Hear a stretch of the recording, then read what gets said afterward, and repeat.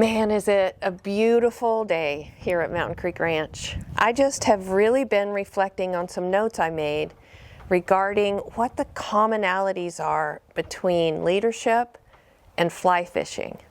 And it's a gorgeous day to go fly fishing at Mountain Creek Ranch.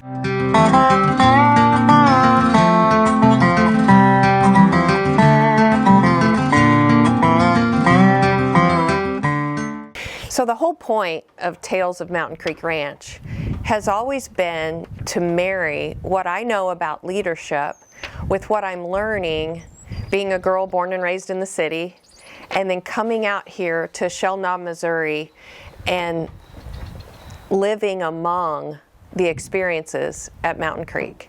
And what I find every time I do that is just some beautiful connections between how nature decides things ought to be and how cultures in corporate America decide how things ought to be. And sometimes if we could just stop long enough to listen and learn from what nature has to teach us, we all get a lot smarter.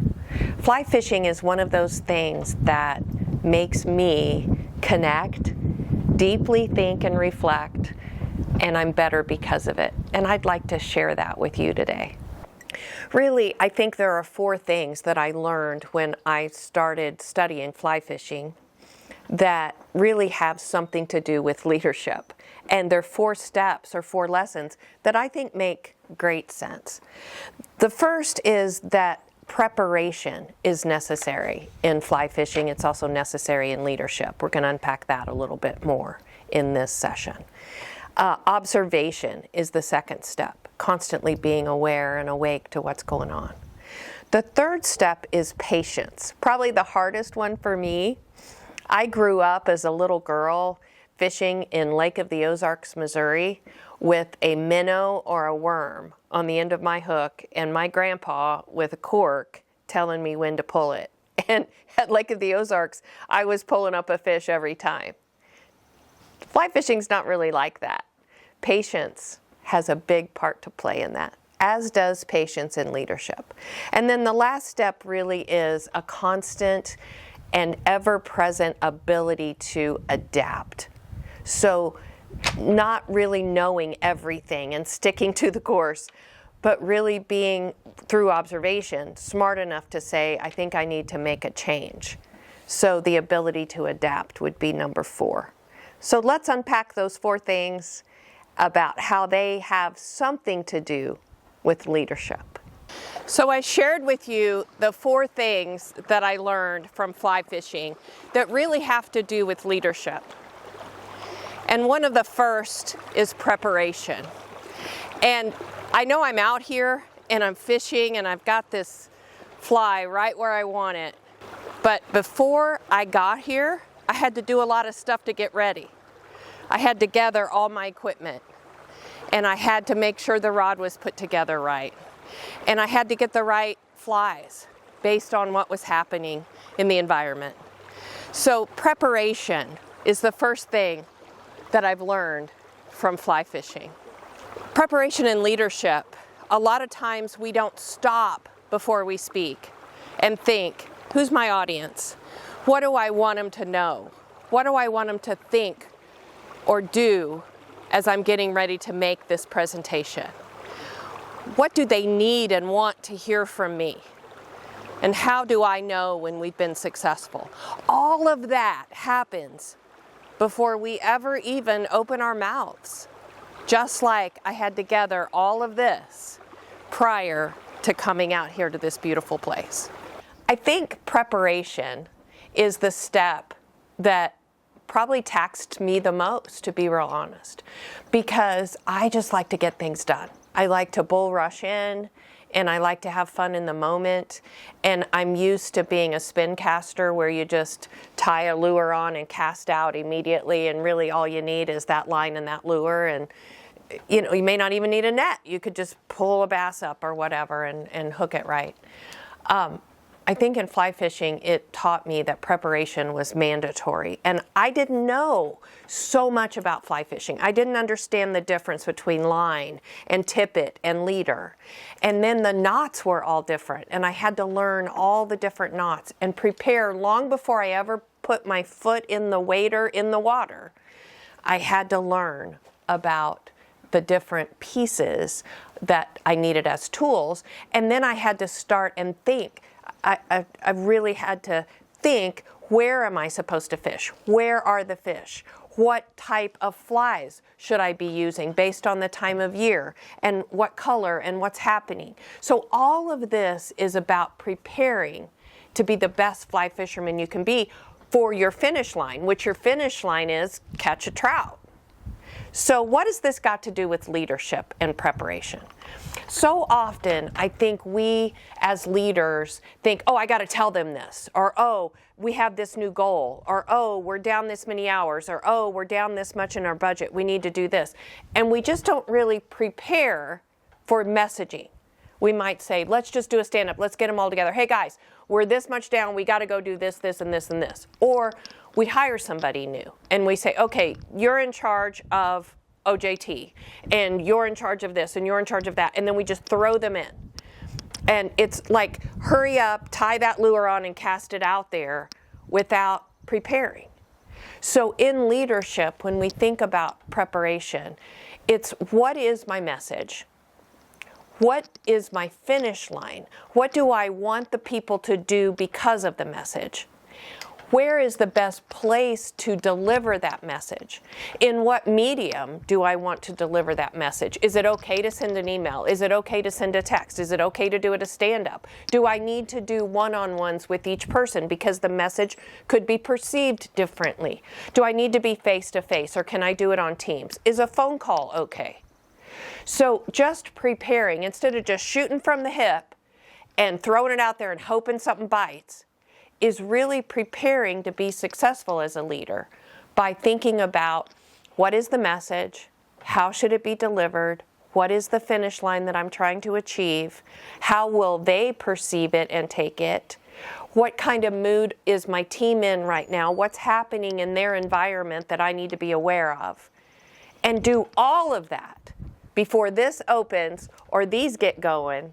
Do all of that in the step that I learned from fly fishing called preparation. All right, I'm working really hard on the second thing that I've learned from fly fishing, and that is observation. I'm out here in this stream. There's a great big hole right over there, and I want to get into it.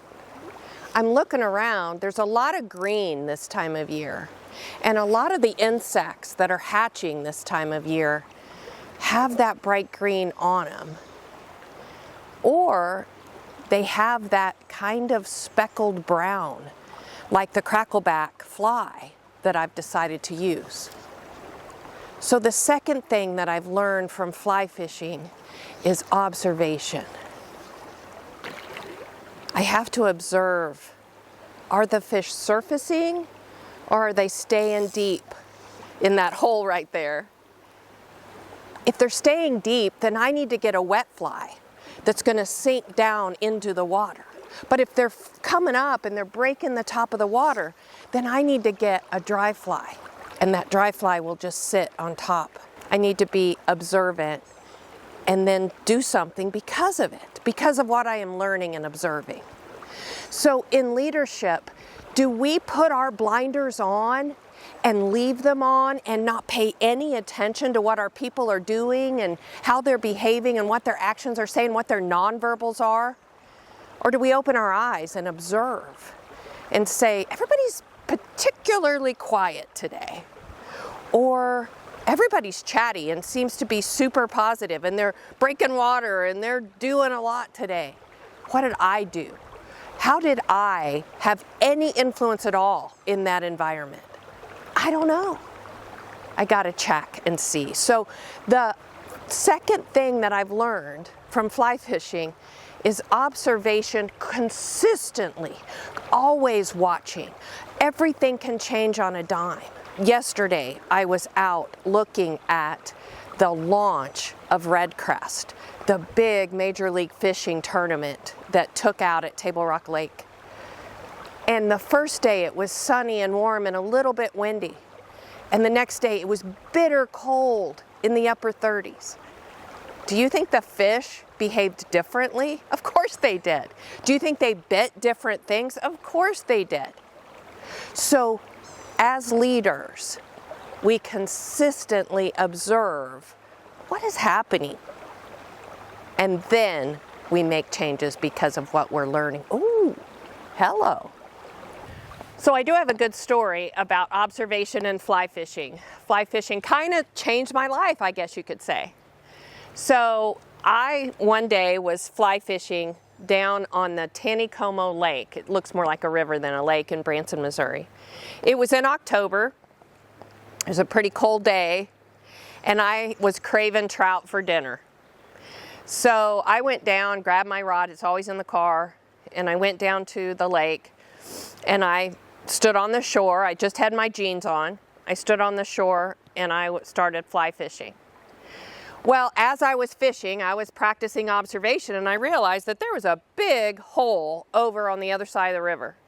It was deep, it was dark, and I noticed that there was a pretty good fish that was playing in the top water of that. So I tied on a dry fly, and I did as hard as I could trying to get that all the way over across the river to where that fish was. But I wasn't strong enough, and I couldn't get it over there. So I waded in a little bit. I waded in up to my knees, just had my tennis shoes and jeans on. It was so cold. And as I got up to my knees and I'm casting, I was just not quite to where that fish was.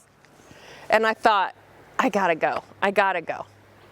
So I took off, and I got down to up about here till I could get deep enough and far enough over so that I could get to that hole. Well, I'm casting in that hole, and I'm getting to that fish just as perfectly as I can, and guess what?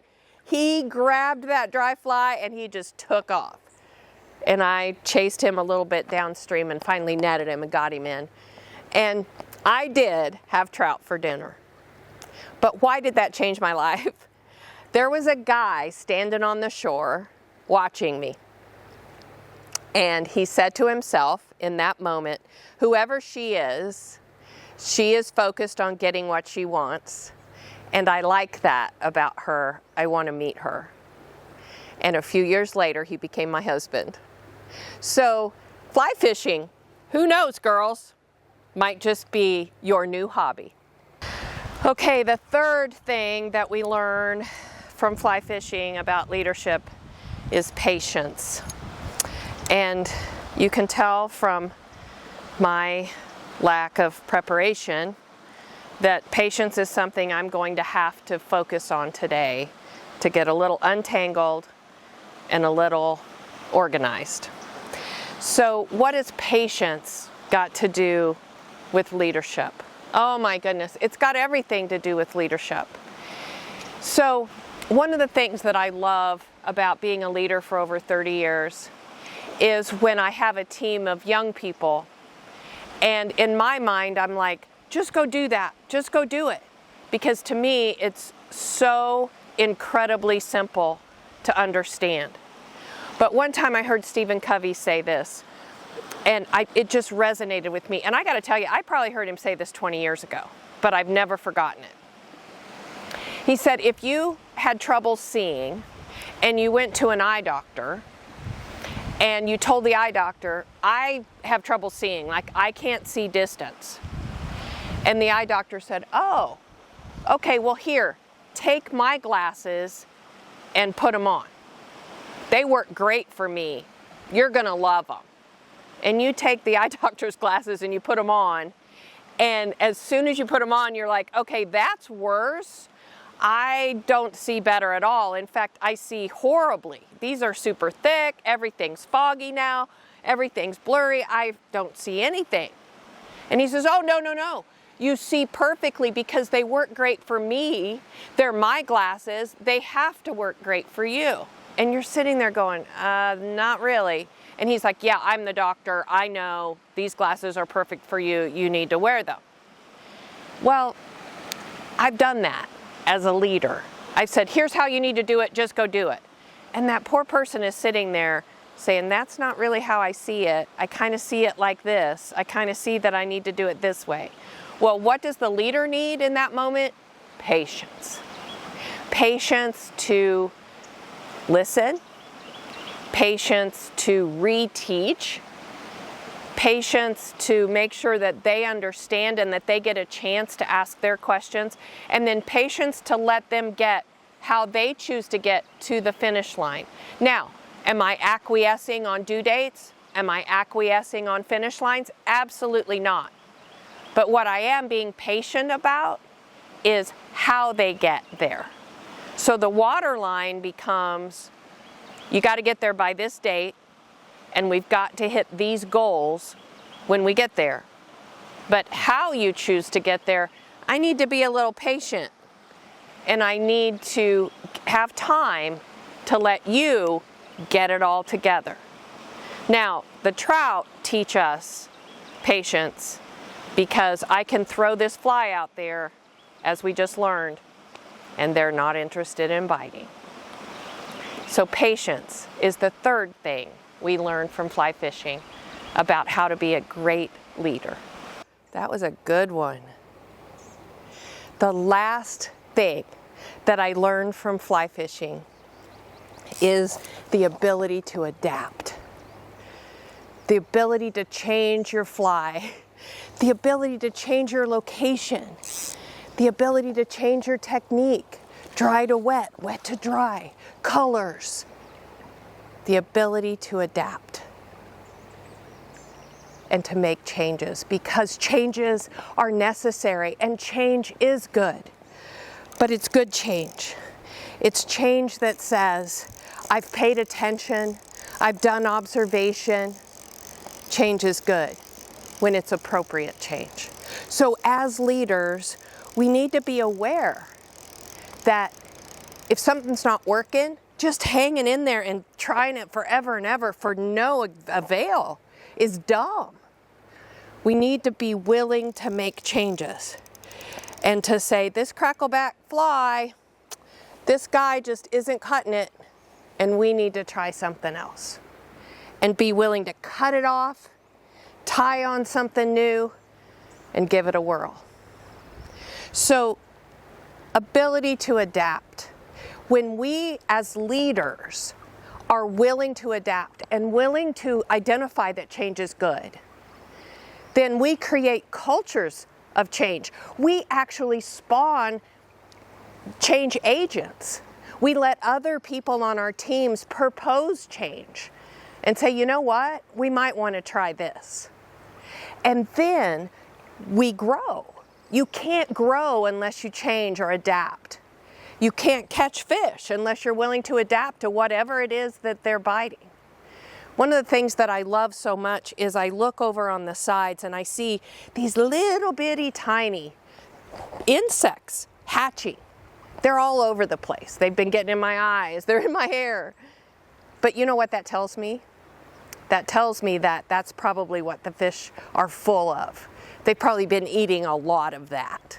So maybe my fly needs to look more like that. And hopefully I have better results because of it. To be aware of what the hatch is. So in business, in leadership, our customer changes. Our customer, the fish, changes so rapidly. Changes with the weather, changes with new competition that's in town. And what do we do to constantly learn to adapt and apply and create teams that aren't afraid? When you walk down into your team's bullpen and you say, hey guys, I've got an idea. Does your team go, oh my gosh, you've got to be kidding? Or do they go, hey, what is it? That should be a big indicator if you are a leader of change. Change is good. Change is how we grow. And so those are the 4 lessons that I learned from something as simple and as beautiful as fly fishing. But I did want to add a 5th. And I think this beautiful day and this beautiful stream here at Mountain Creek Ranch is a perfect example to support the lesson. As leaders or fly fishermen, it is so important that once in a while we kind of just stop and we enjoy the moments. We look at this beauty. We look at what God's given us and we say thank you with a heart of gratitude. And we as leaders are in beautiful positions to show gratitude and to be appreciative of what God has given us, what our gifts are, our mental capacity to lead. Enjoy beautiful days like today. Thank you for watching this Tales of Mountain Creek Ranch, and we will see you next time.